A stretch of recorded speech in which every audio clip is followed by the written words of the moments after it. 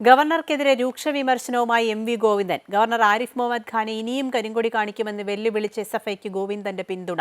RSS Sangh Parivar agenda ഔദ്യോഗികമായി നടപ്പാക്കുന്ന നയമാണ് ഗവർണറുടേതെന്ന് എം.വി. ഗോവിന്ദൻ വിമർശിച്ചു. ഗവർണറുടെ നിലപാടുകളെ അതിരൂക്ഷമായാണ് CPM സംസ്ഥാന സെക്രട്ടറി വിമർശിക്കുന്നത്. RSS സംഘപരിവാർ അജണ്ട ഔപചാരികമായി നടപ്പാക്കാനാണ് ഗവർണർ ശ്രമിക്കുന്നത്. ഗവർണർക്കെതിരെ കരിങ്കൊടി പ്രതിഷേധം ഇനിയും തുടരുമെന്നും എം.വി. ഗോവിന്ദൻ വ്യക്തമാക്കി.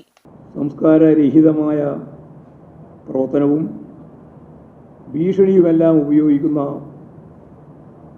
ഒരു നിലയിലേക്ക് ഗവർണർ തരംതാണിരിക്കുകയാണ്.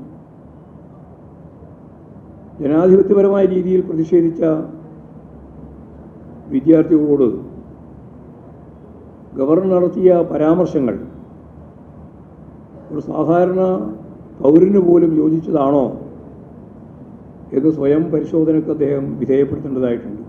നവകേരള സദസ്സിന് വൻ ജനപിന്തുണയാണ് കിട്ടുന്നത്. പ്രതിപക്ഷ ആരോപണങ്ങൾ ജനങ്ങൾ തള്ളിയെന്നും എം.വി. ഗോവിന്ദൻ പറഞ്ഞു. കേന്ദ്ര സർക്കാരിനെതിരെ യോജിച്ച സമരം വേണമെന്ന നിലപാട് P.K. കുഞ്ഞാലിക്കുട്ടി അടക്കം UDF-ലുള്ളവർ പറയുമ്പോൾ നവകേരള സദസ് ലക്ഷ്യം കണ്ടുവെന്നാണ് മനസ്സിലാക്കേണ്ടത്.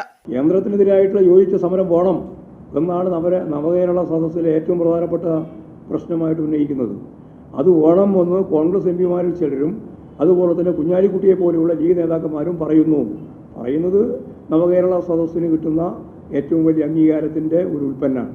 കേന്ദ്ര ഏജൻസിയെക്കുറിച്ച് പാർട്ടി പറഞ്ഞ കാര്യങ്ങൾ ശരിവെക്കുന്നതാണ് കിഫ്ബി വിഷയത്തിലെ കോടതി വിധിയെന്നും എം.വി. ഗോവിന്ദൻ പ്രതികരിച്ചു. വണ്ടിപ്പെരിയാർ പോക്സോ കേസിൽ പുനരന്വേഷണമോ അപ്പീലോ ഉണ്ടായാൽ എല്ലാവിധ പിന്തുണയും നൽകുമെന്നും CPM സംസ്ഥാന സെക്രട്ടറി പറഞ്ഞു.